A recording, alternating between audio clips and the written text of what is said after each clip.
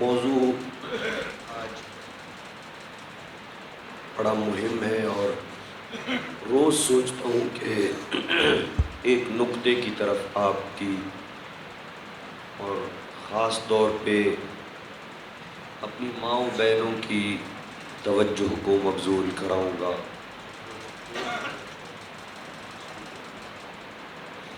خاص طور پہ اپنے جو بہنیں ہیں، بچیاں ہیں، مائیں ہیں، ان کے لیے یہ ایک جملہ ضرور عرض کروں گا۔ جہاں بھی عزاداری کے لیے جا رہے ہیں، خواتین کی ماشاءاللہ تعداد مردوں سے زیادہ ہوتی ہے، رستے میں چلتی ہوئی خواتین کو دیکھنے میں یہ حالت نظر آتی ہے، کسی ایک خاتون نے بھی اپنا پاؤں ڈھکا ہوا نہیں ہوتا ہے۔ جب بھی وہ مجلس سید الشہداء کے لیے نکلتی ہے، ویسے بھی خاتون جب اپنے گھر سے نکلے تو اس پہ لازم ہے کہ وہ اپنے پاؤں کو نامحرم سے چھپائے۔ اس سلسلے میں اپنی تو کوئی بات نہیں کہتا، آیت اللہ مرجع علی قدر سید سیستانی دامہ ظلہ نے جو ایک بیان جاری کیا ہے ان مؤمنات کے لیے کہ جو مجالس عزا میں شریک ہوتی ہیں اور اپنے پردے کا خیال نہیں رکھتی ہیں، ٹھیک ہے، اس کے لیے اگر آپ مجھے اجازت دیں تو میں آغا سیستانی کا وہ پیغام آپ تک پہنچاؤں۔ آپ کی جو بہنیں ہیں، آپ کی بیٹیاں ہیں، آپ کی بیویاں ہیں، آپ کی مائیں ہیں، ان کو یہ پیغام سنائیں۔ اگر وہ سن رہی ہیں تو پھر تو ٹھیک ہے، اگر نہیں سن رہی تو آپ یہ نمائندے ہیں، اس پیغام کو لے کے جائیں اور ان کو بتائیں کہ آیت اللہ سیستانی نے مومنات کے لیے یہ پیغام جاری کیا ہے۔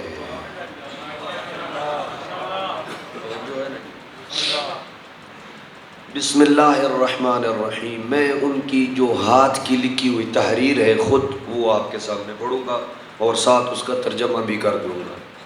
بسم اللہ الرحمن الرحیم۔ اللہ اللہ فی الستر والحجاب، اللہ اللہ اپنے پردے کا خیال کرو۔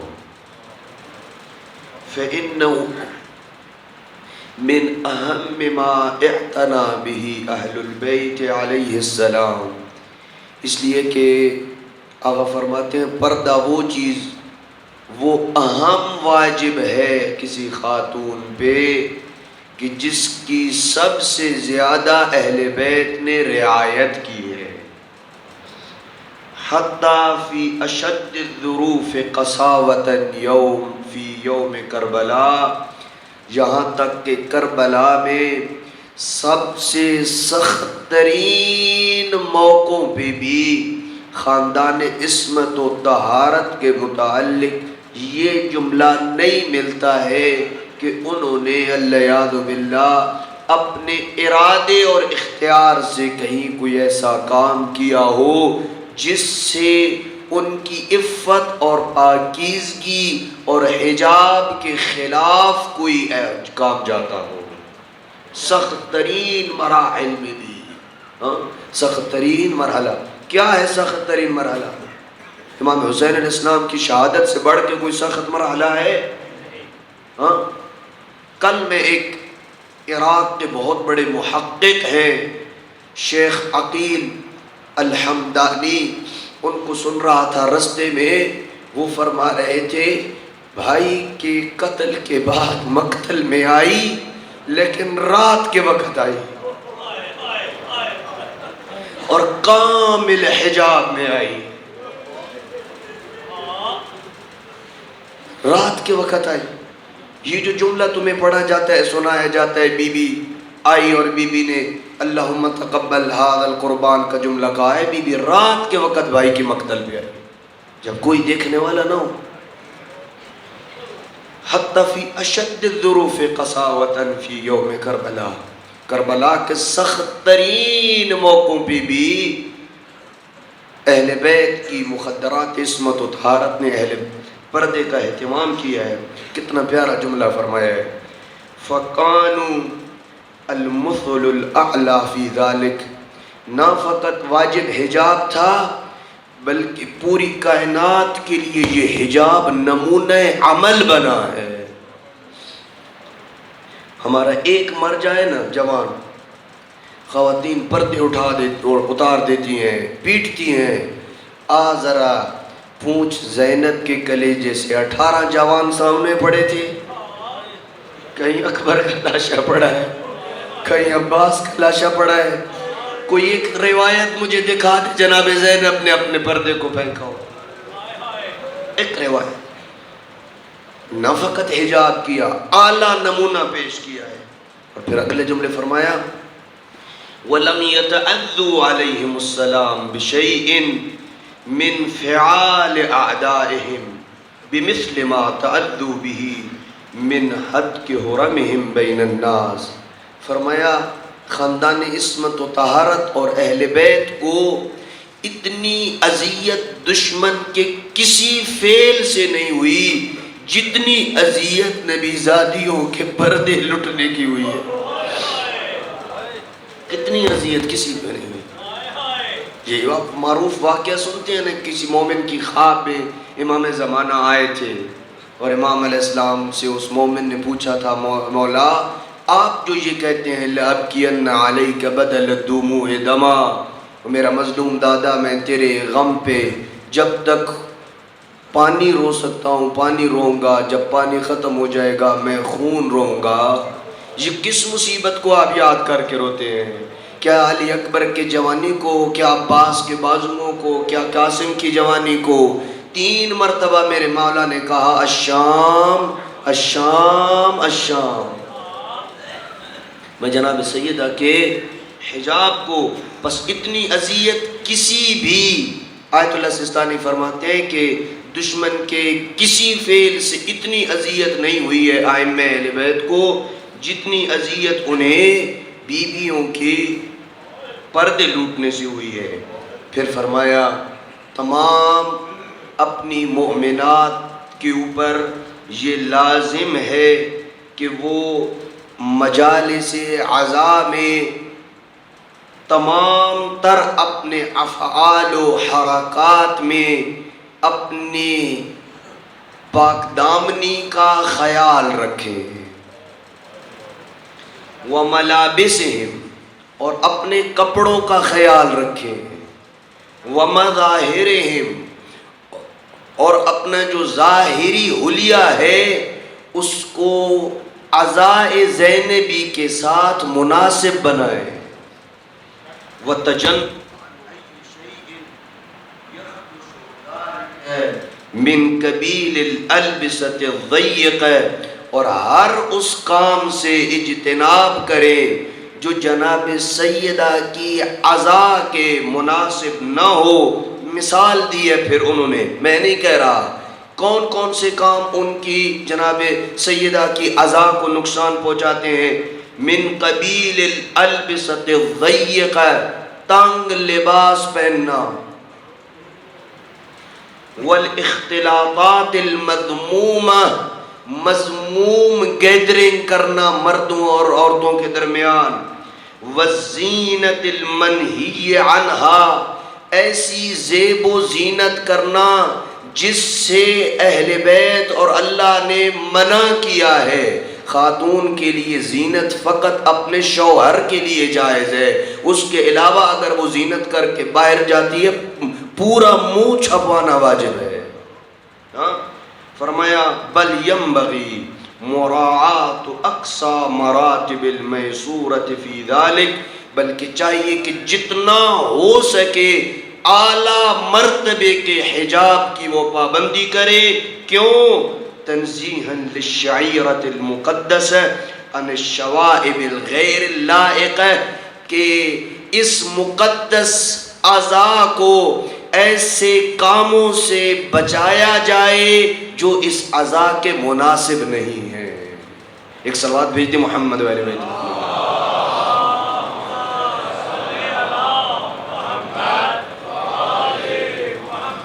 یہ ایک پیغام ہے. دوسرا پیغام میرا ہے، پھر میں اپنے اسی ٹاپک علم غیب کی طرف آ رہا ہوں. توجہ ہے نا میری طرف؟ یہ عاشورہ کا پیغام ہے. امام حسین علیہ السلام نے یہ جو عاشور کے دن ندا دی تھی، حل من ناصر ینصرنا، کوئی ہے جو میری مدد کرے. یہ ندا کس کو تھی؟ اصحاب کوئی تھے امام کے پاس، امام کہہ رہے ہوں کہ کوئی میرے مدد کو آؤ؟ امام تو تنہا کھڑے تھے، لاشوں کے درمیان چکر لگا کے کہتے تھے میرے عباس کہاں گئے ہو، میرے اکبر کہاں گئے ہو، میرے قاسم کہاں گئے ہو. بس اصحاب تو کوئی بچے نہیں تھے. کس کو امام کہہ رہے تھے حل من ناصر ینصرنا؟ کیا دشمنوں سے مدد مانگ رہے تھے اللہ یعوذ باللہ کہ تم فوج اشقیاء میں سے کوئی آگے آ جائے میری بہنوں کا پردہ بچا لے؟ یہ تو توقع ہی نہیں کی جا سکتی، تصور ہی نہیں کیا جا سکتا کہ امام علیہ السلام ان کو کہیں جنہوں نے امام کے اصحاب اور بنو ہاشم کے خون میں اپنے ہاتھ رنگے تھے. پس نہ اصحاب کو کہہ رہے ہیں نہ بنو ہاشم کو کہہ رہے ہیں. تو وہ صدا جو تھی نا وہ 61 ہجری کے میدان کربلا میں گونجی تھی، وہ قیامت تک آنے والے ہر غیور کے لیے ندا تھی، حل من ناصر ینصرنا. میں حسین آج بھی تنہا کھڑا ہوں، کوئی میری مدد کو آئے گا؟ یہ ندا مجھے شامل ہے، آپ کو شامل ہے، سب کو شامل ہے. پس کیسے مدد کر سکتے ہیں ہم سید الشہداء کی؟ سید الشہداء کی جو قربانی ہے اس کے ہدف کو سمجھیں. اور واقعاً یعنی یہ جو کل میں پڑھ رہا تھا، سن رہا تھا، یہ جو کربلا بخدا، میں اس منبر مقدس کی میں آپ کو شریک قسم اٹھا کے دیتا ہوں، واللہ خدا کی قسم، یہ جو کربلا ہمارے پاس پڑھی جاتی ہے نا، غیر ذمہ دار بندوں کی بات کر رہا ہوں، یہ جو کربلا یہ پڑھتے ہیں نا، اگر کوئی محقق آ جائے نا نجف سے، کربلا سے، وہ سنے تو کہے کہ یہ کربلا پاکستان یا انڈیا میں ہوئی ہے، عراق کے شہر کربلا میں یہ نہیں ہوئی ہے. واقعا میں تو چونکہ یہاں پہ رہتا نہیں ہوں پاکستان میں، کی مجالس سے ان سے پہلے سنتا ہوں کہ یہ مصائب یہ پڑھ رہے ہیں. واقعا یعنی توہین کرتے ہیں اہل بیت علیہ السلام کی، توہین کرتے ہیں اہل بیت علیہ السلام کی. کوئی ضروری ہے کہ کسی کو اتنا رلایا جائے کہ وہ کھڑے ہو کے ماتم کرے، پیٹے، تو تب ہی تیری مجلس قبول ہوگی؟ اتنا روایت میں ہے کہ اگر تیری آنکھ سے ایک آنسو کا قطرہ نکلے جس سے مکھی کا پر تر ہو جائے نا، تو تیرے سمندر کے جھاگ کے برابر گناہ بھی اللہ معاف کر دے گا. مکھی کے پر کے برابر. حقیقت بکا کا اتنا، گریہ کا اتنا زیادہ ثواب ہے. تو یہ ندا جو ہمیں شامل ہے، پس مجلس کے آداب ہیں، سید الشہداء کے ہدف کے آداب ہیں. ان آداب میں سے ایک ادب یہ ہے، جب تم گھر سے مجلس کے لیے نکلنا چاہے وضو کر اور دل میں یہ خیال رکھ، مولا کل تو نے حل من ناصر ینصرنا کی صدا بلند کی تھی، میں نکل رہا ہوں مجلس کے لیے اس آواز پہ لبیک کہتے ہوئے جو آپ نے کربلا کے میدان میں بلند کی تھی. اور جو تو اب نکلے گا نا، پھر تجھے خیال آئے گا یہ میں جو سید الشہداء کی نصرت کے لیے جا رہا ہوں، کہیں ایسی جگہ تو نہیں جا رہا جہاں سید الشہداء کے ہدف کے خلاف باتیں ہو رہی ہیں. پھر تیری خود بخود راہ متعین ہو جائے گی. جب امام بارگاہ کے دروازے کے اوپر پہنچنا، جیسے تو زری کے دروازے پہ اوپر جاتا ہے تو پہلے السلام علیکم یا ابا عبداللہ کہتا ہے. آ کے زری کے اوپر، دروازے کے اوپر، امام بارگاہ کے دروازے کے اوپر آ کے سلام کیا کر، السلام علیکم یا ابا عبداللہ، اس لیے کہ تیرا اور میرا یہ ایمان ہے کہ یہاں پہ فقط عزادار نہیں بیٹھے ہیں، مقدس ارواح بھی بیٹھی ہیں. ہاں تو آ کے سلام کر، استغفار کر کہ اللہ نے تمہیں ان کروڑوں انسانوں میں سے ایک ایسا حسینی جذبہ دیا ہے کہ تو ساری مصروفیات کو چھوڑ کے غریب کربلا کو پرسہ دینے کے لیے آ بیٹھا ہے۔ اپنی اس عزا کی قدر کیجئے میرے دوستو، اور کتابیں پڑھیں، مستند علماء کو سنیں، مستند ذاکرین کو سنیں جو آپ کو وہ کربلا کی تاریخ سنائیں جو کربلا 61 ہجری میں سرزمین کربلا پہ ہوا تھا۔ ہاں ملک صاحب کا بڑا ہی، ملک اعجاز حسین خدا ان کو طول عمر دے، بڑا ہی پیارا جملہ ہے۔ وہ فرمایا کرتے تھے جہاں بھائی نے بٹھائی تھی نا، جب تک خیموں کی آگ نے مجبور نہیں کیا اس وقت تک باہر نہیں آئی ہے۔ یہ ہے عفت و پاکیزگی، یہ ہے جناب سیدہ کی پاکیزگی۔ ہاں بس ایک صلوات بھیج دے محمد و اہل بیت محمد۔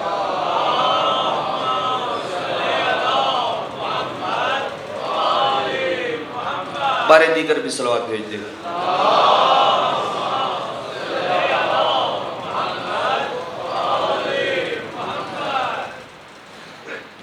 پلٹ رہا ہوں اپنی گفتگو کی طرف۔ آج اس عشرہ محرم الحرام کی خطابت کے حوالے سے آخری مجلس ہے۔ کل فقط چونکہ دن عزا کا ہے، مصیبت کا ہے، سید الشہداء کے مصائب پڑھے جائیں گے۔ میں یہ تو نہیں کہتا کہ ہم نے امام علیہ السلام کے علم کے متعلق سب کچھ کہہ دیا ہے، لیکن سمندر میں سے ایک چھوٹے سے قطرے کو آپ کے سامنے بیان کیا ہے۔ آج اسی قطرے کی ایک آخری بوند باقی رہ گئی ہے جس کو بیان کر کے آپ کی زحمتوں کو تمام کروں گا۔ عرض کیا تھا کہ جب اللہ نے اپنی قدرت کاملہ سے امام کو غیب پہ مطلع کیا ہے، توجہ کیجئے گا اس جملے کی طرف، غیب پہ مطلع ہونا یہ اور بات ہے اور عالم الغیب ہونا یہ اور بات ہے۔ عالم الغیب اللہ کی ذات ہے، اللہ کے علاوہ کسی کو بھی یہ نہیں کہہ سکتے کہ وہ غیب کا عالم ہے، وہ اللہ کی ذات ہے۔ کیوں؟ اس لیے کہ غیب کس کو کہتے ہیں؟ جس کا علم اپنا ذاتی ہو، جو کسی سے نہ لیا گیا ہو۔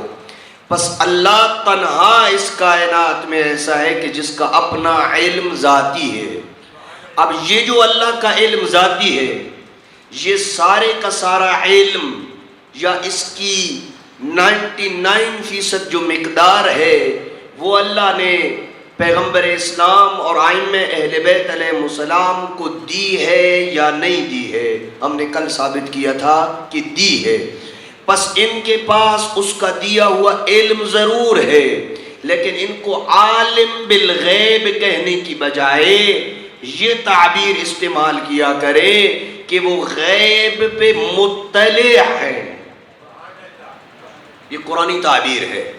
ہاں اللہ نے ان کو غیب پہ مطلع کیا ہے، اللہ نے ان کو غیب کی خبریں دی ہیں، اور یہ آگے جا کے پھر ہمیں غیب کی خبریں دیتے ہیں۔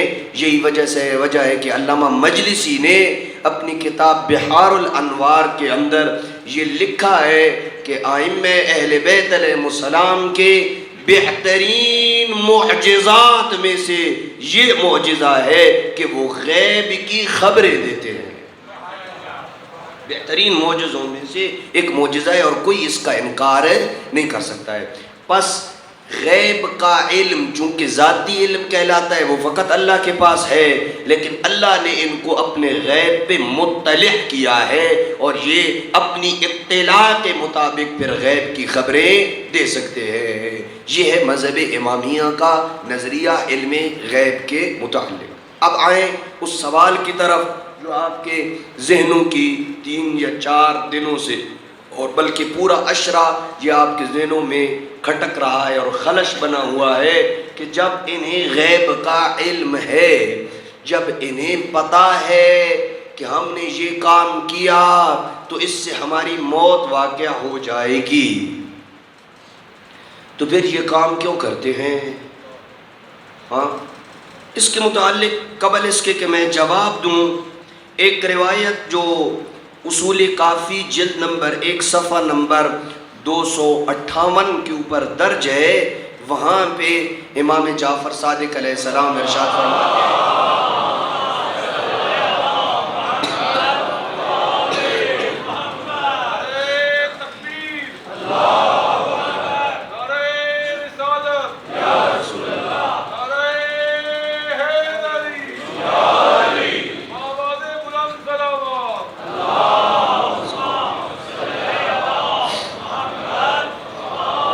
مولا فرماتے ہیں ایو امام، توجہ کیجئے گا، ایو امام لا یعلم ما یصیبہ وإلی ما یسیر، مولا فرماتے ہیں وہ امام جو یہ نہ جانتا ہو کہ ولادت سے لے کے شہادت تک اسے کن کن کاموں اور باتوں اور مشکلات کا سامنا کرنا پڑے گا، اس کی موت کیسے، کہاں اور کس وقت ہوگی، اگر یہ کوئی امام نہیں جانتا ہے فَلَيْسَ ذَلِكَ بِحُجَّةِ اللَّهِ عَلَى خَلْقِهِ، وہ اللہ کی مخلوق پہ اللہ کی حجت ہی نہیں ہے۔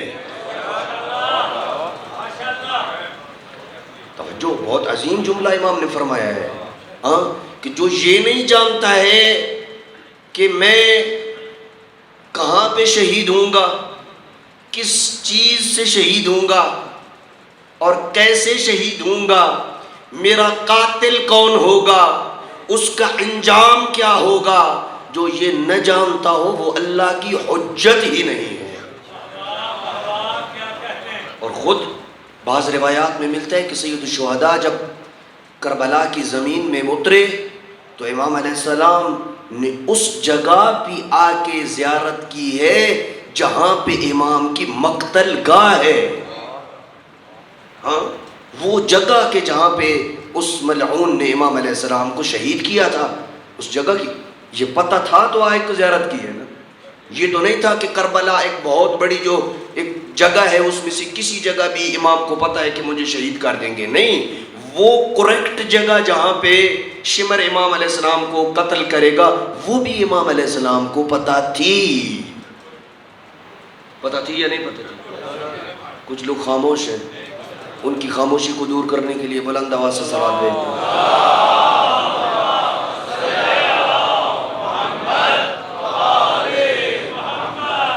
بس امام علیہ السلام کو یہ پتہ ہوتا ہے کہ میں جدھر جا رہا ہوں اس سے مجھے کن مشکلات کا سامنا کرنا پڑے گا، تب بھی جاتے ہیں،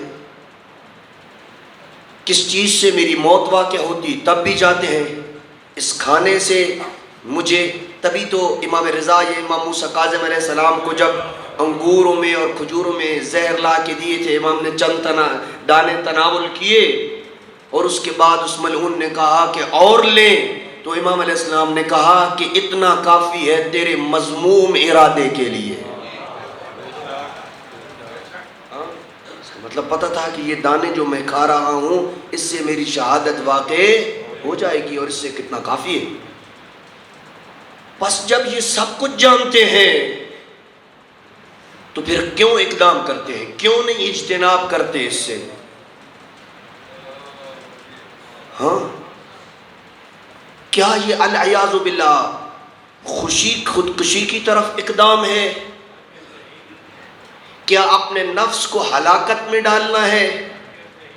قرآن مجید میں تو یہ بڑے کھلے انداز میں وارد ہوا ہے، سورہ بقرہ کی آیت نمبر 195 میں وَلَا تُلْقُوا بِأَيْدِيكُمْ إِلَى التَّهْلُكَةِ، اپنے آپ کو خود اپنے ہاتھوں کے ساتھ ہلاکت کی طرف لے کے مت جاؤ۔ تیرا اور میرا وظیفہ ہے، جہاں آپ کو نظر آ رہا ہے کہ یہاں میری ہلاکت ہوگی، واجب ہے انسان سے کہ اس رستے سے منحرف ہو کے کوئی اور رستہ اختیار کرے۔ پتہ چل گیا ہے اس شربت کے اندر، کھانے کے اندر یہ زہر ہے، مجھے پتہ چل گیا جب ہم بارگاہ کے اندر میں جاؤں گا، الیاذ باللہ الیاذ باللہ، خواب بدہن کہ ممبر کے اوپر نیچے بم نصب ہے، جو ہی میں ممبر پہ بیٹھوں گا تو ریموٹ کنٹرول سے بم کو اڑا دیا جائے گا اور بہت سارے مومنین اور میں بھی شہید ہو جاؤں گا، میرے اوپر واجب ہے مجلس پہ نہ ہوں، کیونکہ اپنی جان بچانا واجب ہے۔ لیکن امام علیہ السلام نے اس واجب کے برعکس کام کیا ہے، ہاں واجب کے برعکس کام کیا ہے، تو اب وہ کوئی نارمل ہستی نہیں ہے۔ ہاں میں اور آپ یہ بھی جرت نہیں کر سکتے کہ یہ کہیں کہ امام علیہ السلام نے العیاذ باللہ ایسا اقدام کیا ہے کہ جو اقدام خودکشی کا اقدام ہے، کیونکہ یہ تو ایک عام عقل مند بندہ خودکشی کا اقدام نہیں کرتا ہے کہ اسے پتہ ہے کہ یہ ہلاکت کی موت ہے، یہ حرام موت ہے۔ تو وہ امام جس کے دامن پہ گناہان صغیرہ و کبیرہ تو دور کی بات، میں اکثر یہ کہتا ہوں کسی ترک اولا کا دھبا بھی نظر نہیں آتا ہے، وہ کیسے ایک ایسا حرام کام کا والعیاذ باللہ ارتکاب کر سکتا ہے؟ وہ تو موت کو اللہ کے ساتھ ملاقات کا ایک ذریعہ سمجھتے ہیں، تو موت کے لیے رستہ بھی ایسا اختیار کریں گے جو تمام تر موت کے جتنے رستے ہیں ان رستوں میں سب سے اعلیٰ ترین رستہ ہوگا اللہ سے ملاقات کا۔ ایسے ہی ہے نا جی؟ پھر کیوں ایسے کام کرتے ہیں امام علیہ السلام؟ سمجھ آئیے نہیں سمجھ آئیے؟ آئیے اس نکتے سے اور اس راز سے ذرا پردہ اٹھائیں کہ امام علیہ السلام نے یہ کیوں کام کیا۔ ایک بات یاد رکھیں، تیری تکلیف، سمجھیے گا اس جملے کو بالکل، اس پہ کوئی مجھے آپ سے مطالبہ نہیں ہے کہ آپ بولیں، سمجھنا ہے اس بات کو، چونکہ اسی کے لیے ہم نے بڑی 3-4 دن سے تمہید باندھ رکھی ہے اس جملے کے لیے۔ تیری اور میری جو ذمہ داری ہے شرعی اور امام کی بعض شرعی ذمہ داریاں ہم سے جدا ہے، سمجھ آ گئی؟ امام کی اسی مثال کو لے لیں کہ میری ذمہ داری یہ ہے کہ اگر مجھے یہ یقین ہو جاتا ہے کہ اس پانی کے اندر زہر ہے، میری ذمہ داری شرعی یہ بنتی ہے کہ میں کیا کروں؟ نہ پانی نہ پیوں، ٹھیک ہے؟ لیکن امام علیہ السلام کی شرعی ذمہ داری بعض اوقات یہ نہیں ہوتی ہے۔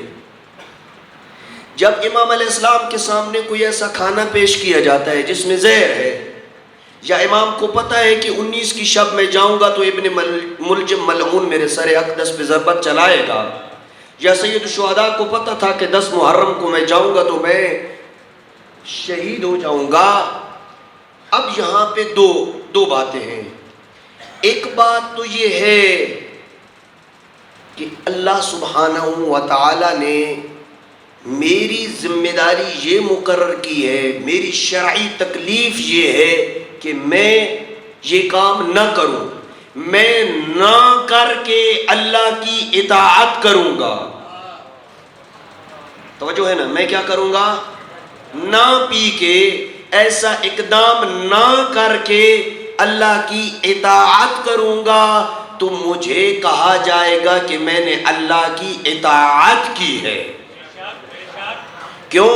کیونکہ اللہ کی طرف سے میرے لیے یہی حکم ہے، میری شرعی ذمہ داری، میری شرعی تکلیف ہی یہ ہے کہ میں یہ پانی نہ پیوں۔ امام علیہ السلام کے سامنے جب جام پانی کا آتا ہے، شربت کا آتا ہے، زہر آتی ہے، امام کو پتہ ہوتا ہے، کیا امام کی ذمہ داری بھی یہ ہوتی ہے کہ نہ پینا امام کی تکلیف ہے یا پینا امام کی تکلیف ہے؟ توجہ، انتہائی توجہ کا طلبگار ہوں۔ دو باتوں سے ایک بات خالی نہیں ہے، کیا اس پانی کے اندر زہر ہے جو موجود ہے، یا مسجد کی طرف جانا یہ امام کی ذمہ داری ہے، یا مسجد کی طرف نہ جانا امام کی ذمہ داری ہے؟ اگر آپ کہیں کہ مسجد کی طرف نہ جانا امام کی ذمہ داری تھی تو امام نے جا کے اللہ کے حکم کی مخالفت کی ہے، اور علیہ باللہ یہ درست نہیں ہے۔ پس پتہ چلا اللہ کی طرف سے امام کے اوپر یہ شرعی ذمہ داری تھی کہ آپ نے یہ زہر والا پانی پینا ہے، آپ نے یہ زہر والا پانی استعمال کرنا ہے، یہ انگور کھانے ہیں، یہ کھجوریں کھانی ہیں۔ اب یہاں پہ انسان کی اطاعت کا مرحلہ پتہ چلتا ہے کہ موت سامنے نظر آ رہی ہو، ایک طرف ہو اللہ کی اطاعت، ایک طرف ہو اللہ کی عدم اطاعت۔ اطاعت نہ کر کے انسان بچتا ہو، اطاعت کر کے انسان شہادت کے رتبے پہ فائز ہو جائے۔ کمال یہ ہے کہ انسان شہادت کے رتبے کو پالے، اللہ کی اطاعت کر لے، یہ کمال ہے۔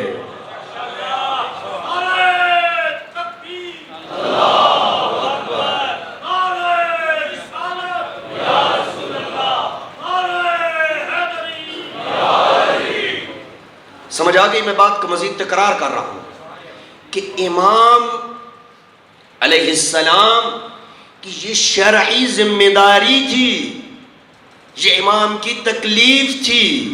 تکلیف عربی زبان میں جو آپ لفظ استعمال کرتے ہیں تکلیف، ہماری اردو میں تکلیف ہوتا ہے درد کو کہتے ہیں، عربی میں تکلیف درد کو نہیں بولتے ہیں، عربی میں تکلیف شرعی ذمہ داری کو بولتے ہیں۔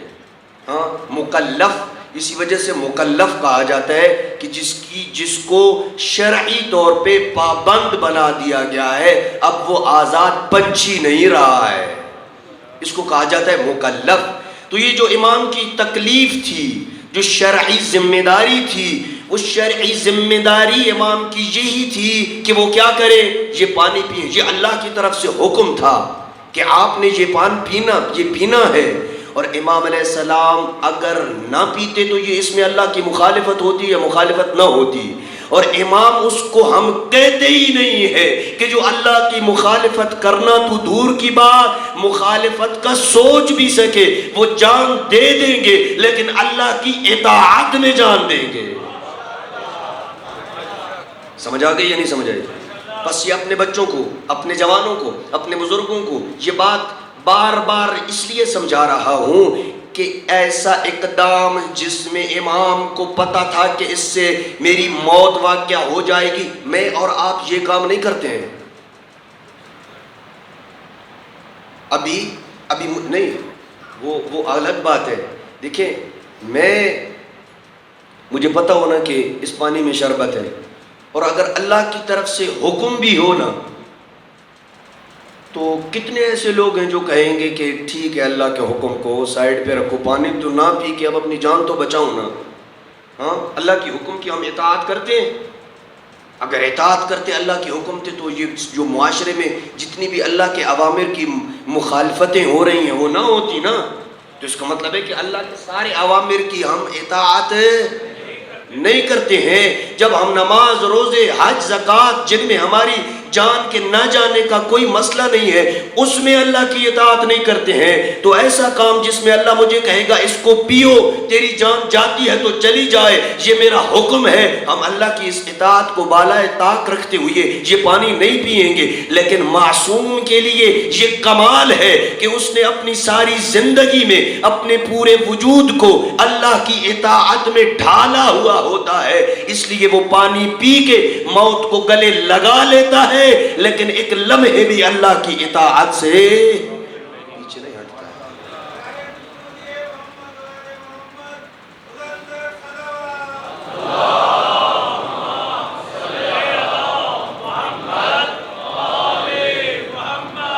اور آؤ اسی مطلب کو آپ کہیں گے کہ مولانا یہ بات کہاں لکھی ہوئی ہے، یا آپ کا اپنا فلسفہ ہے یا کسی امام نے بھی یہ بات کہی ہے۔ آؤ ذرا آپ کی خدمت میں امام رضا علیہ السلام کا وہ فرمان سناؤں۔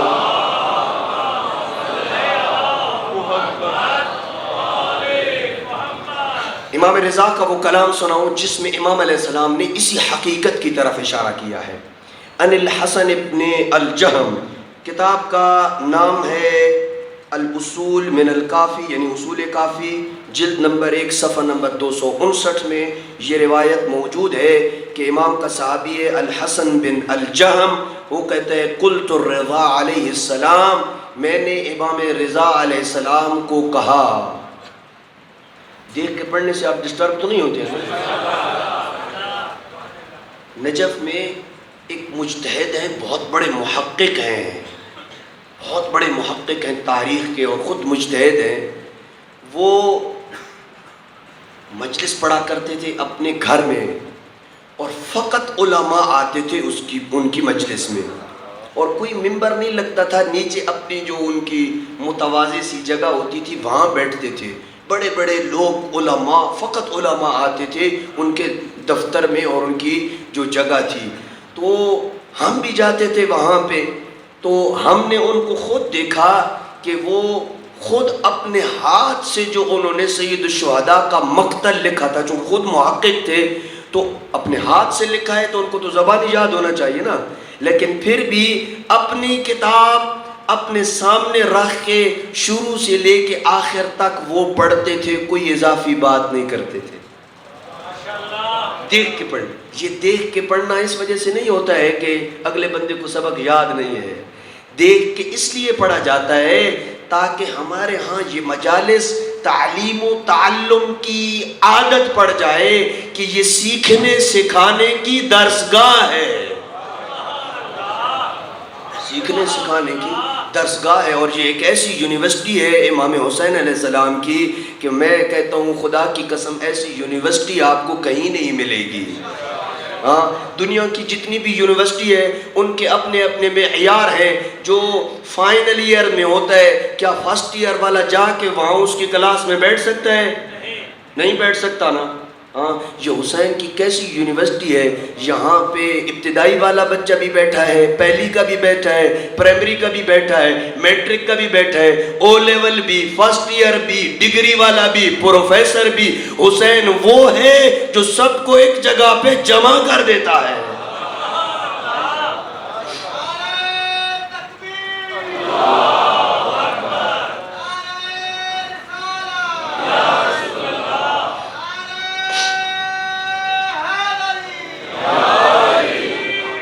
ہر ایک اللہم صلی علی محمد، اور ہر ایک اپنی اپنی بساط کے مطابق پڑھنے والے سے استفادہ کر کے چلا جاتا ہے. یہ ایسی یونیورسٹی ہے جو جہاں پہ کسی قسم کی عمر کی کوئی قید نہیں ہے. اسی وجہ سے امام جعفر صادق علیہ السلام کا یہ فرمان ہے،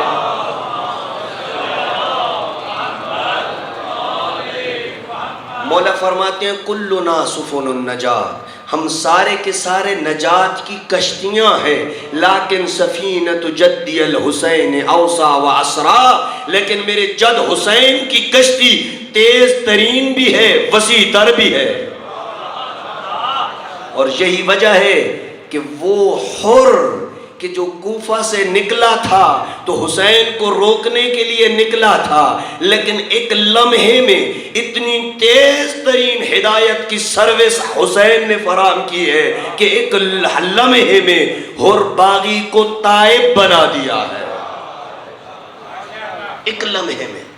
اس سے بڑھ کے کوئی کسی کو جتنی تیزی سے کوئی کسی کو منزل پہ نہیں پہنچاتا ہے جتنی سید الشہداء کی کشتی انسان کو تیزی سے منزل مقصود تک پہنچاتی ہے. تو یہ ایک ایسا مدرسہ ہے. اس وجہ سے عرض یہ کر رہا تھا کہ دیکھ کے پڑھنے کا مقصد یہ ہے کہ یہ درسگاہ ہے. امام رضا علیہ السلام کو حسن بن الجہم کہتا ہے ان امیر المؤمنین قد عرف قاتلہ، کہ مولا اپنے قاتل کو جانتے تھے. ٹھیک ہے نا، یہ بات غلط تو نہیں؟ یہ سوال کر رہا ہے، حسن سوال کر رہا ہے مولا امام رضا علیہ السلام سے، ان امیر المومنین قد عرف قاتلہ، کہ مولا اپنے قاتل کو جانتے تھے. واللیل التی یقتل فیہا، اور مولا اس رات کو بھی جانتے تھے جس رات ان کے سر اقدس پہ ضربت لگے گی اور ان کے سر اقدس کے خون سے ان کی ریش مبارک خضاب ہوگی. امام جانتے تھے. والموضع الذي يقتل فيه. اللہ اکبر. نہ فقط قاتل کو جانتے تھے، نہ فقط رات کو جانتے تھے، بلکہ کریکٹ وہ پوائنٹ، والموضع الذي يقتل فيه، وہ پوائنٹ، وہ جگہ، وہ محل جہاں پہ امام کے سر پہ ضربت لگے گی، امام اس جگہ کو بھی بالضبط جانتے تھے. ہاں جب امام جان وقوله لما سمع صياح الاوز في الدار صوائح تتبع نوائح. اور امام علیہ السلام اپنے گھر میں، آپ سنتے ہیں نا، میں امام کی مصیبت نہیں پڑھ رہا ہوں، فقط اس سائل کا سوال پڑھ رہا ہوں. امام علیہ السلام کے متعلق آپ سنتے ہیں 21 کو شہادتیں ہوتی ہیں، آپ پڑھتے ہیں امام علیہ السلام جب گھر سے نکلے تھے تو مرغابیوں نے امام علیہ السلام کا رستہ روکا تھا. امام علیہ السلام، یہ راوی کہہ رہے کہ لقد سمع صیاح الاوز فی الدار، کہ مولا نے مرغابیوں کی چیخنے کی آواز سنی تھی اور یہ کہا تھا صوائح تتبع النوائح، اے میری بیٹیوں آپ تو یہ چیخیں سن رہی ہو نا مرغابیوں کی، میں ان کے پیچھے اپنی زینب و کلثوم کے رونے کی آواز سن رہا ہوں. ہاں وقول ام کلثوم، اور جناب ام کلثوم کا اپنے بابا کو یہ کہنا کہ بابا آج کی رات اگر آپ کے علاوہ کوئی اور نماز پڑھا دے تو اچھا نہیں ہے. اس کا مطلب ہے کہ نہ فقط امام کو پتا تھا بلکہ جناب ام کلثوم کو بھی پتا تھا کہ آج ہمارا بابا دنیا سے رخصت ہوگا، مارا جائے گا. تو بی بی نے منع کیا، بابا آج آپ نہ جائیں، آپ کی جگہ پہ اگر کوئی اور نماز پڑھے تو کیا ہوگا. فابا علیہا، تو امام علیہ السلام نے انکار کیا، نہیں میری بیٹی میں خود جاؤں گا. وَكَثُرَ دُخُولُهُ وَخُرُوجُهُ تِلْكَ اللَّيْلَ بِلَا صِلَاحٍ. عجیب، یہ سوال کہتا ہے مولا امام رضا اس رات یعنی 19 کی رات مولا بار بار نکلتے تھے آتے تھے، نکلتے تھے آتے تھے، اور علی مولا کے پاس کوئی اسلحہ بھی نہیں تھا، کوئی اسلحہ نہیں تھا، باوجود اس کے کہ جانتے تھے میں جا رہا ہوں، میرا قاتل وہاں پہ ہے، فلاں جگہ پہ میرے سر پہ ضربت لگے گی، اس کے باوجود تو اسلحہ رکھنا چاہیے تھا ساتھ یا نہیں رکھنا چاہیے تھا کہ جب وہ ضربت لگائے گا تو ممکن ہے کہ اگر میں اپنے آپ کو وار سے بچا سکا تو اس اسلحہ سے وار کو بچاؤں گا، لیکن کوئی اسلحہ بھی نہیں رکھا ہے. پتہ چلا خود اپنی مرضی سے موت کو گلے لگانے کے لیے جا رہے تھے. ہاں وَقَدْ عَرِفَ عَلَيْهِ السَّلَامُ، اور امام علیہ السلام یہ ابھی سوال سائل کر رہے ہیں، امام رضا کی بات نہیں ہے. وَقَدْ عَرِفَ عَلَيْهِ السَّلَامُ أَنَّ ابْنَ مُلْجِمْ قَاتِلُهُ بِالسَّيْفِ، اور امام علیہ السلام جانتے تھے کہ ابن ملجم ملعون تلوار سے ان کو قتل کرے گا. پھر بھی امام اسلحہ کے بغیر چلے گئے. کان ھذا مما لم یجز تعرضه، تو کیا امام علیہ السلام کے لیے یہ سب کچھ کرنا جائز تھا جب یہ بھی پتہ ہے کہ میرا قاتل ہے، اس رات کو میں مارا بھی جاؤں گا، فلاں جگہ پہ میرے سر پہ ضربت لگے گی، اسلحہ بھی کوئی نہیں ہے، بیٹی بھی روک رہی ہے، لیکن تمام باتوں کو پر سے پشت ڈالتے ہوئے محراب میں جا کے اللہ اکبر کہہ کے تکبیرۃ الاحرام کہہ کے سر سجدے میں رکھ کے اپنی جبین پہ ابن ملجم کی ضربت کو لیا. تو کیوں؟ توجہ ہے یا نہیں؟ یہی وہ سوال ہے نا جو میرا اور آپ کا سوال تھا. تو اس کا مطلب ہے کہ امام رضا کے کلام کو پڑھنے سے پہلے یہ بتا دوں کہ یہ بات کوئی نئی نہیں ہے جو میں چھیڑ رہا ہوں، یہ بات پرانی ہے، امام رضا علیہ السلام کے زمانے سے بھی پہلے کی پورا بات ہے، بس ہم تک آج پہنچ رہی ہے. ہاں بس آپ دیکھیں میرے دوستو کتنا علمی فقدان ہے ہمارے اندر کہ 1400 سال پہلے کی چھڑی ہوئی باتیں آج جو بندے سو رہے ہیں ان کی بیداری کے لیے صلوات بھیجیں.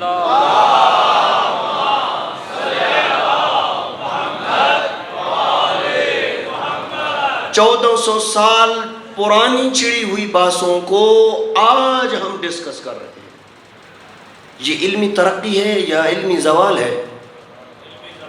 ہاں جی، واقعاً ہمیں ذرا غور کرنا چاہیے کہ ہم علم کی طرف جا رہے ہیں یا ہمیں ریورس گیئر لگی ہوئی ہے، پیچھے کی طرف جا. توجہ، 1400 سال پہلے کا مسئلہ آج تک ہم نے اس کو ڈسکس کیا، ممبر میں نہیں بیان ہوا. قصور تیرا نہیں ہے میرے دوست، تو سنتا ہے، کتنی توجہ سے سن رہا ہے، سمجھ رہا ہے، ڈسکس کر رہا ہے، بے تابی سے سن رہا ہے. قصور میرا ہے جس نے بیان نہیں کیا ہے، تیرا قصور نہیں ہے. تجھے کیا پتا کہ یہ بات ہے؟ قصور میرا ہے. اس وجہ سے کہتا ہوں کہ اس کو سنو جو ذمہ دار ہے، اس کو سنو کہ جو پڑھا لکھا ہے، اس کو سنو جو دین کا پابند ہے، اس کو سنو جو تمہیں گزٹ علم اور سینہ بسینہ چلتا ہوا علم نہ سنائے. علماء کی لکھی ہوئی تحقیقات جو انہوں نے ائمہ کے اقوال کی روشنی میں لکھی ہیں وہ تمہیں پڑھ کے سنائے.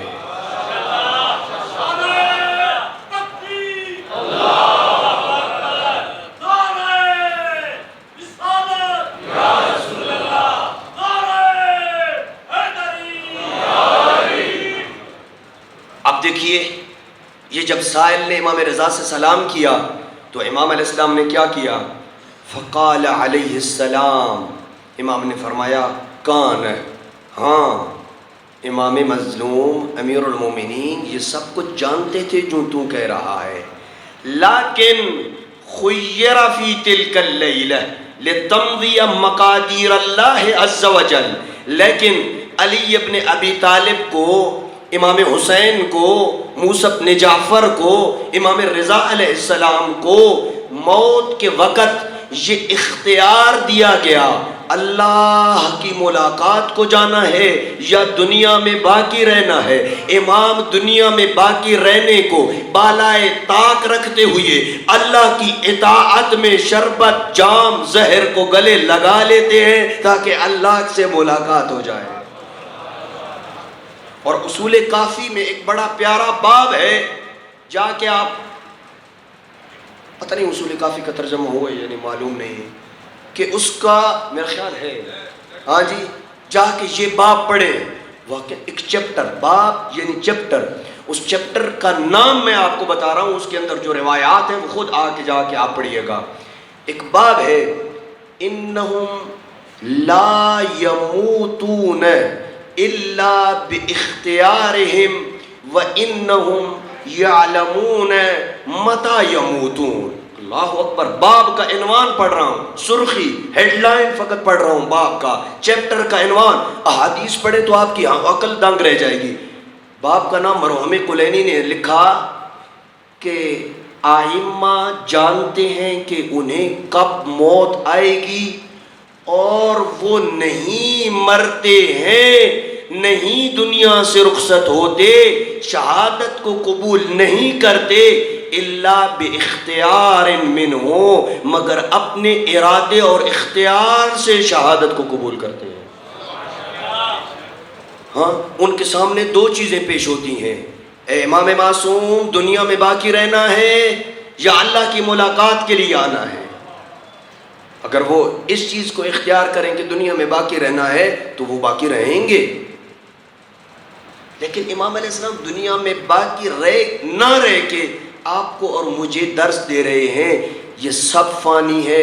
فَيَبْقَى وَجْهُ رَبِّكَ ذِي الْجَلَالِ وَالْإِكْرَامِ، فقط اس کی ذات باقی رہنے والی ہے. تو پس میرے دوست، میرے بزرگ، میرے جوان، جواب آپ کے اس سوال کا کلیئر ہو گیا کہ امام علیہ السلام کو موت کے وقت اختیار ہوتا ہے کہ وہ یہ کام کرے یا نہ کرے، اور جب کرتا ہے تو پھر وہ خودکشی نہیں ہوتی ہے بلکہ اللہ کی اطاعت ہوتی ہے، اور اطاعت کرتے ہوئے وہ اپنی موت کو گلے لگاتا ہے کیونکہ اللہ کی اطاعت میں ہی امام کا کمال ہے. اب جب امام کی معراج، توجہ کیجئے گا، امام کی معراج اور امام کا کمال اللہ کی اطاعت میں ہے تو میرے شیعہ تو کیوں اللہ کی اطاعت سے بھاگتا ہے؟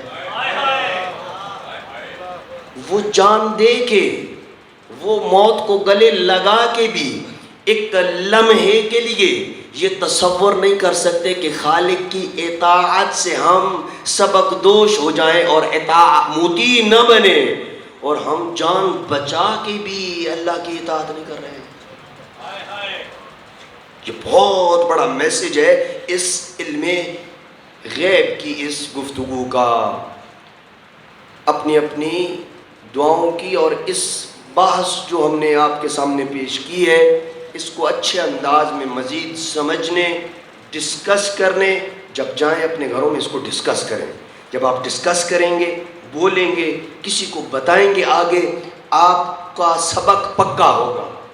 ہاں، اس لیے کہ مدارس میں ہمیں پڑھایا جاتا ہے جب کوئی کتاب آپ کسی کو پڑھاتے ہیں تو وہ کتاب صحیح معنوں میں تب آپ کو سمجھ آتی ہے جب آپ کسی کو وہ لیکچر دیتے ہیں.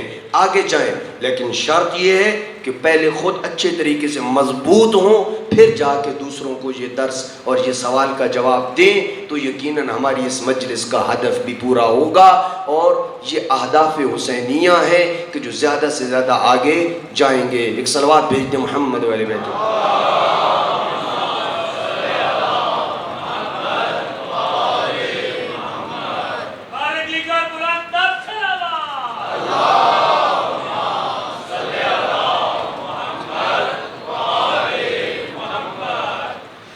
بس میرے دوستو، بزرگوں، بہت زحمت دی آپ کو، وقت کافی ہو گیا.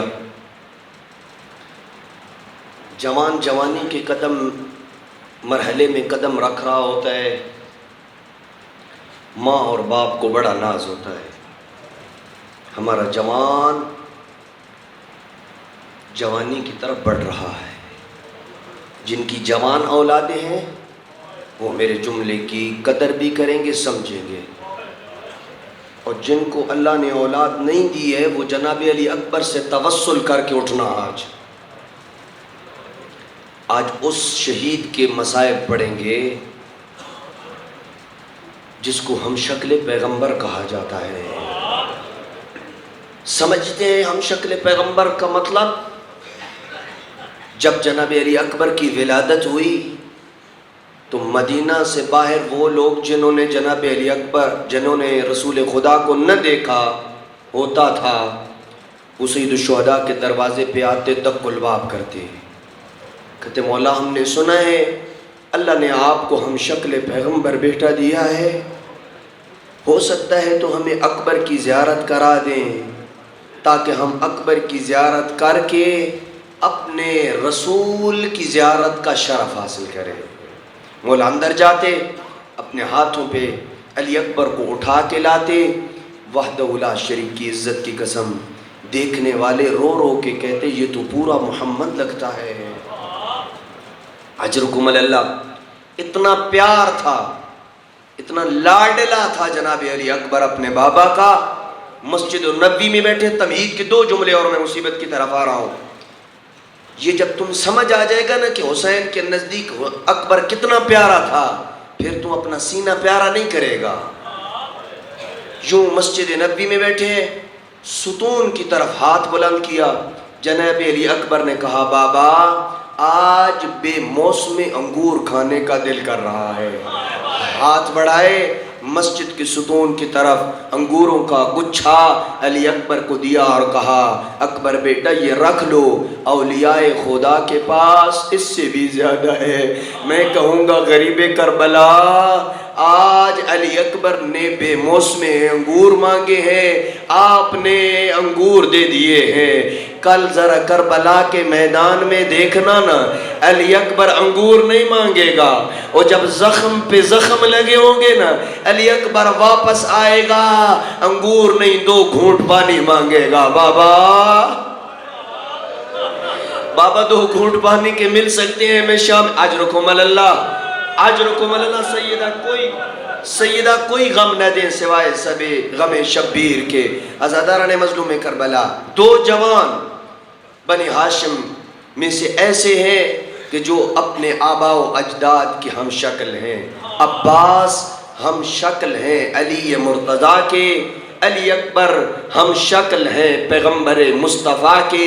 روایات کہتی ہیں جب یہ دونوں شہزادے اپنی سواریوں پہ سوار ہو کے مدینہ کی گلیوں میں چلا کرتے تھے، مدینہ کے لوگ اپنے بازار بند کر لیتے تھے، کہتے تھے یہ دیکھو علی اکبر کتنا خوبصورت ہے، یہ دیکھو عباس کتنا خوبصورت ہے۔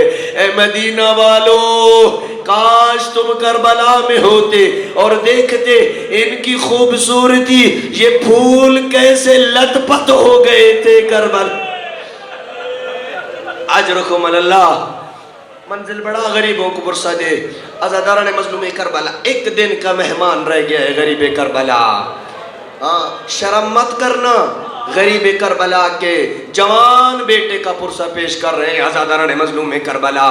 بعض علماء کہتے ہیں ابا مولا حسین کی ذریعے پہ علی اکبر کے مصائب نہ پڑھا کرو، مولا حسین سے برداشت نہیں ہوتا تیرے جوان بیٹے کا روڈ ایکسیڈنٹ ہو جائے، اس کے سامنے کسی جوان کی موت کا تذکرہ نہیں کیا جاتا۔ میں نے ایک جگہ 9 محرم کو جناب علی اکبر کی شہادت پڑھی تھی، ایک بندہ اٹھ کے چلا گیا، بعد میں نے پوچھا کیوں چلا گیا، کہا میرا جوان مارا گیا، میں برداشت نہیں کر سکتا تھا، میں علی اکبر کی جوانی کو سن سکوں، وہ تجھے اپنے جوان پیارے ہیں، حسین کو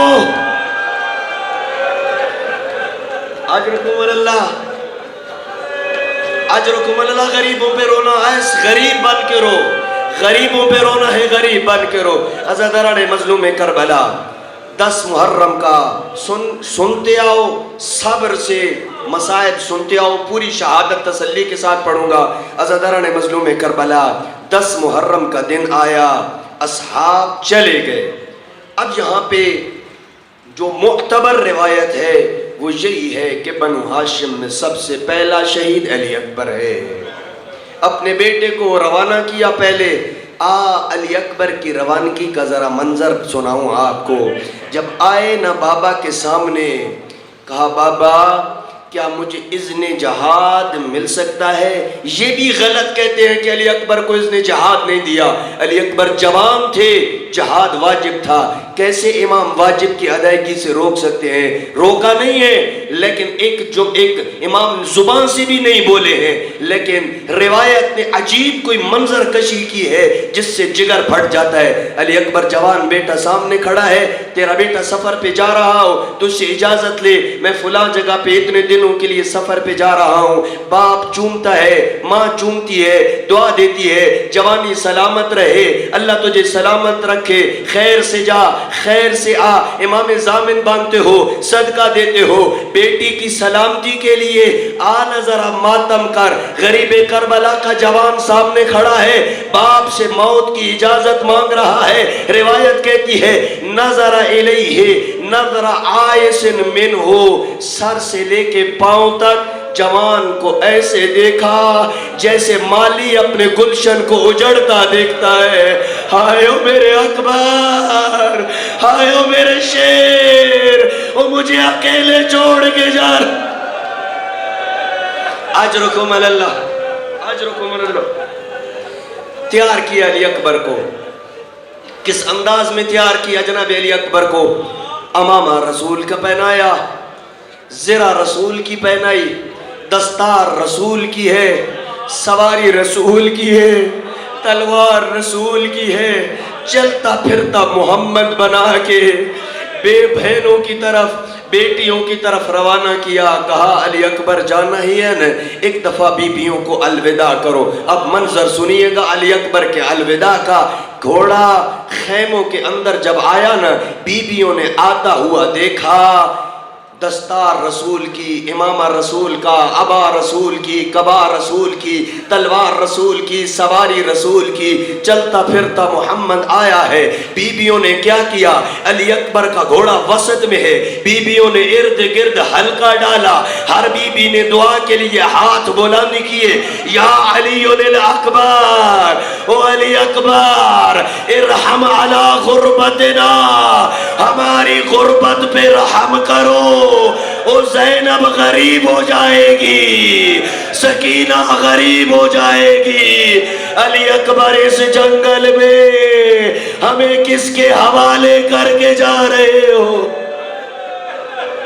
اجرکم اللہ۔ عزاداران مظلوم کربلا، علامہ یار شاہ صاحب بھی پڑھتے ہیں، مقتل کی بھی روایات ہیں، علامہ یار شاہ صاحب خدا غنی کی رحمت کرے، وہ پڑھا کرتے تھے۔ جب بھی کوئی شہید خیموں سے گیا ہے، جام شہادت نوش کیا، لاشا واپس جب قریب کربلا لے کے آئے، خیموں میں ماتم ہوا ہے، بیویوں نے گریہ کیا ہے، لیکن 2 شہید کربلا کے ایسے ہیں، روانگی کے وقت، الوداع کرتے وقت بیویوں نے ماتم کیا۔ ایک خود غریب کربلا ہے، ایک جناب علی اکبر ہے۔ جناب علی اکبر کو جب الوداع کیا نا، اتنا ماتم ہوا، اتنا گریہ ہوا، غریب کربلا کو اپنا خیمہ چھوڑ کے بیویوں کے خیمے میں آنا پڑا۔ او میری زینب تسلی رکھیے، او میری سکینہ تسلی رکھیے، ام فروہ صبر کیجئے، علی اکبر کو جانے دو۔ اجرکم اللہ۔ عزاداران مظلوم کربلا، حمید ابن مسلم کا اجرکم اللہ، غم شبیر کے علاوہ کسی غم میں اللہ آپ کو نہ رلائے۔ حمید ابن مسلم کا بیان ہے، میں دیکھ رہا تھا علی اکبر کو خیمے میں گئے ہوئے بڑی دیر ہو چکی تھی، لیکن باہر نہیں نکل رہے تھے، وجہ کیا ہے سمجھ نہیں آ رہی تھی۔ اچانک جو میں نے خیمے کی طرف دیکھا، 3 مرتبہ پردہ اٹھا پھر گرا، اٹھا پھر گرا، اٹھا پھر گرا، سمجھ نہیں آ رہی تھی پردہ اٹھتا کیوں ہے، گرتا کیوں ہے۔ یہ راز اس وقت کھلا کہ جب علی اکبر بیویوں سے الوداع ہو کے خیمے کے دروازے پہ پہنچتی، کوئی بی بی پکڑ کے کہتی اکبر ایک مرتبہ الوداع کرتے چلو، کہیں سے سکینہ پکارتی، کہیں سے زینب بلاتی، او میرے بیٹے میں نے تجھے پالا ہے، او مجھے ایک مرتبہ اپنی زیارت۔ بڑا سخت الوداع تھا بیویوں کے لیے، جناب علی اکبر کے لیے الوداع کرنا، لیکن ایک الوداع اس سے بھی زیادہ سخت ہے۔ باہر آ تو گئے نا ہمت کر کے۔ عزاداران مظلوم کربلا جب بابا سے الوداع ہوئی نا تو کوئی قیامت کا منظر تھا۔ عزاداران مظلوم کربلا جب بابا کو گلے لگ گئے، مل لیا، حسین مظلوم نے دعا دے دی، چلے نا جب علی اکبر، کہا بابا اب چلا جاؤں تھوڑی دیر کے لیے۔ جب چند قدم آگے چلے نا، کسی کی چلنے کی آہٹ علی اکبر کو محسوس ہوئی، مڑ کے دیکھا غریب کربلا پیچھے پیچھے دوڑ رہے ہیں۔ علی اکبر جب تک چلتے رہو، او مڑ مڑ کے دیکھتے رہو، او میں تیرے چہرے کی زیارت کروں گا۔ او جب ہمیں اپنے نانا کی زیارت کا شوق ہوتا، او ہم تیری زیارت کرتے تھے۔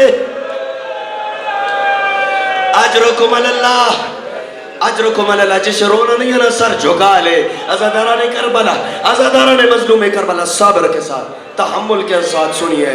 آئے جناب اللہ اکبر، اللہ آپ کے گریے کو قبول کرے۔ آ گئے علی اکبر میدان میں۔ پہلے ہی حملے میں علی کے شیر نے 120 ملعونوں کو فی النار کیا ہے۔ پیاس کا غلبہ ہوا، لوہے کی گرمی نے مجبور کیا۔ علی ابن ابی طالب کے شیر نے میدان سے گھوڑے کو دوڑایا، وہاں آ گئے جہاں غریب بابا بیٹھا تھا۔ کہا بابا العطش قتلنی، پیاس نے مجھے مار دیا ہے، بابا کو 2 گھونٹ پانی کے مل سکتے ہیں۔ ہائے حسین تیری اپنی غربت، تیرا جوان بیٹا ہو، زندگی اور موت کی کشمکش میں ہو، آخری لمحے تجھ سے کسی چیز کی خواہش کرے تو پورا نہ کر سکے، زندگی بھر تجھے ارمان رہے گا۔ ماتم کر اس جملے پہ غریب کربلا، او تیری اپنی غربت۔ او اکبر نے کوئی قیمتی چیز تو نہ مانگی تھی، 2 گھونٹ پانی مانگے تھے۔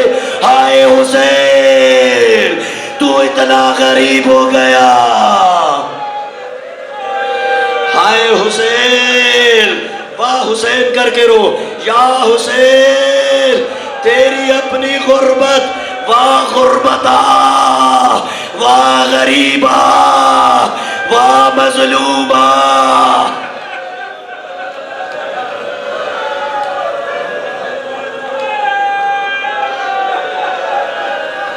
اجرکم اللہ، اجرکم اللہ علی زار مظلوم کربلا۔ اجرکم اللہ سیدہ غم شبیر کے علاوہ کوئی غم نہ دے۔ اب علی اکبر سمجھ گئے، انگوٹھی اتاری، مولا حسین نے کہا اس انگوٹھی کو منہ میں رکھ لو، نانا حوض کوثر میں جام لیے انتظار میں کھڑے ہیں۔ اب سمجھ گئے علی اکبر میں، علی اکبر سمجھ گئے میں نے اب واپس نہیں آنا ہے۔ عزادارو اب جو علی اکبر نے حملہ کیا نا، وہ حملہ پہلے حملے سے مختلف تھا۔ اب 3 روایات ہیں یہاں پہ۔ ایک روایت کہتی ہے علی اکبر کے سر پہ گرز لگا، ایک روایت کہتی ہے علی اکبر کے گلے پہ تیر لگا، ایک روایت کہتی ہے علی اکبر کے پہلو پہ برچھی لگی۔ اب جملہ سن لیجئے گا، میں کہوں گا اگلے سال تک تیرے ماتم کے لیے یہ جملہ کافی ہے۔ جو بھی شہید گھوڑے کی زین سے نہ سنبھلانا، وہ گھوڑے کی زین سے زمین پہ آیا۔ عباس کے بازو کٹے، بڑی مشکل سے گھوڑے کی زین سے زمین پہ آئے۔ قاسم، اون و محمد گھوڑے کی زین سے جب نہ سنبھلے نا تو زمین پہ آئے۔ لیکن کربلا کا واحد شہید علی اکبر ہے، جب گھوڑے کی زین سے نہ سنبھلے نا، اپنے دونوں بازو گھوڑے کی گردن میں ڈالے، تیروں کی بارش ہو رہی تھی۔ ایک توجہ سن کے ماتم کیجئے گا، تیروں کی بارش ہو رہی تھی، ایک تیر آیا گھوڑے کی آنکھ میں لگا، گھوڑا حیوان تھا، گھوڑے نے رخ کیا، دشمن کی صفوں میں داخل ہو گیا۔ اب جس کے پاس پتھر تھا اس نے پتھر مارا، جس کے پاس تیر تھا اس نے تیر مارا، جس کے پاس نیزہ تھا اس نے نیزہ مارا۔ روایت کہتی ہے فَقَطَّعُوهُ بِالسُّيُوفِ عِرْبًا عِرْبًا، ہم شکل پیغمبر گھوڑے کی زین پہ ٹکڑے ٹکڑے ہو گیا، پامال ہو گیا۔ او قاسم کی پامالی کو رونے والوں، علی اکبر گھوڑے کی زین پہ پامال ہوا ہے۔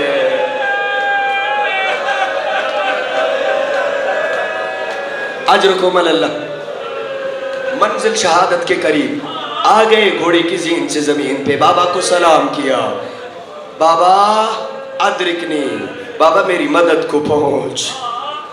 بابا کو بلایا۔ اب عجیب اتفاق ہے یہاں پہ، جو بھی شہید گرا غریب کربلا دوڑ کے گئے دشمن کی طرف، تیزی کے ساتھ جنگ کی ہے۔ علی اکبر، قاسم، عباس، دیگر شہداء جب بھی گرے ہیں، اتنی تیزی کے ساتھ مولا حسین گئے نا، دشمن کے ساتھ جنگ کی، دوڑے، شہید کو اٹھایا۔ لیکن اگر مقتل میں نہ ہوتا تو یہ جملہ تیرے سامنے نہ پڑتا۔ جب زین سے علی اکبر گرے نا، دوڑنا تو دور کی بات تھی، جنگ کرنا تو دور کی بات تھی، غریب کربلا کی آنکھوں کے سامنے اندھیرا چھا گیا۔ کبھی ادھر ہاتھ مارتے ہیں، کبھی ادھر ہاتھ مارتے ہیں، رو رو کے کہہ رہے ہیں یا علی الاکبر، او میرے اکبر کہاں گرے ہو، میرے اکبر کدھر ہو، مجھے آواز دو، او میں تیری آواز کو سن کے تیرے لاشے پہ پہنچوں گا۔ اجرکم اللہ، آخری جملہ ریاض القدس والا لکھتا ہے وہاں۔ اب توجہ کیجئے گا، میری طرف دیکھنا ہے، میری طرف سکت نہیں ہے میرے اندر، لیکن یہ جملہ ضرور پڑھوں گا۔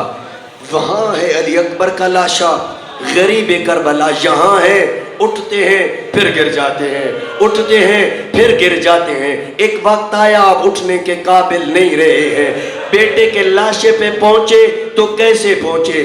وہ ریاض القدس والا لکھتا ہے جوان بیٹے کا لاشا دور تھا، حسین ادھر تھے، حسین بیٹے کے لاشے پہ پہنچے تو کیسے پہنچے؟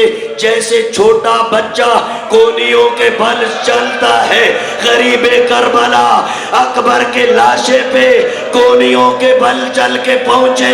وضع خدہ علی خدہ، اپنا رخسارہ اکبر کے رخسارے پہ رکھ کے غریب رو کے کہتا ہے اکبر بیٹا علی دنیا بعدک العفا، تیرے بعد میری دنیا اندھیری ہے، اکبر تیرے بعد میری زندگی نہیں ہے۔